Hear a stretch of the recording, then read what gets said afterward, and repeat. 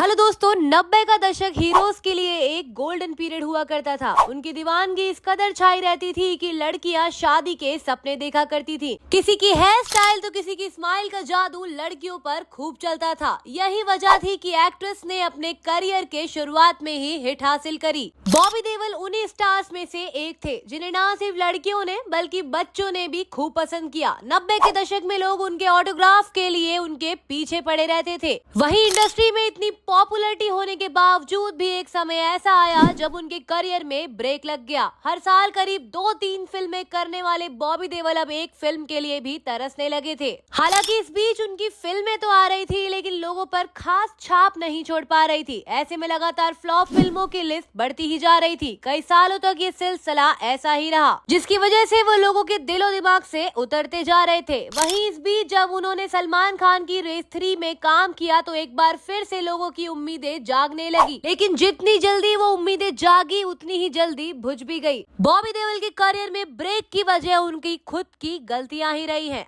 अगर उनके career graph को देखा जाए तो उन्होंने 2007 में एक नहीं बल्कि 6 फिल्में लगातार फ्लॉप दी थी और इन सब की वजह थी उनकी खराब फिल्में चुनना। सिर्फ इतना ही नहीं, इम्तियाज अली ने भी खुद एक इंटरव्यू में बताया था कि जब भी मेट के लिए पहली पसंद शाहिद कपूर नहीं बल्कि बॉबी देओल थे। अब इससे ये अंदाजा लगाया जा सकता है कि उन्होंने कितनी बड़ी हिट फिल्मों को साइडलाइन किया। इसके अलावा भी कई फिल्में ऐसी है जिसे एक्टर्स ने ठुकरा दिया और बाद में वो हिट साबित हुई। हालांकि बॉबी को इसे ठुकराने का पछतावा था। वहीं back to back flop film में उनके करियर को इस मोड़ पर ले आई कि उन्हें ऑफर आना ही बंद हो गए और इस बात का खुलासा खुद बॉबी देओल ने किया है। एक्टर ने एक इंटरव्यू में बताया कि उन्होंने 4 साल तक कोई काम नहीं किया था। इस दौरान ऐसा नहीं था कि उन्हें कोई फिल्में पसंद नहीं आ रही थी बल्कि उन्हें ऑफर्स आना ही बंद हो गए थे। ऐसे में बुरे दौर से निकलना उनके लिए भारी पड़ गया था और वो डिप्रेशन में भी चले गए। करीब 3 साल तक डिप्रेशन में रहने के दौरान वो खुद पर भरोसा नहीं कर पा रहे थे। हालांकि बाद में उन्होंने खुद ही इससे डील किया और अपने करियर को बेहतर पड़ाव पर लाए। वहीं उनके करियर के लिए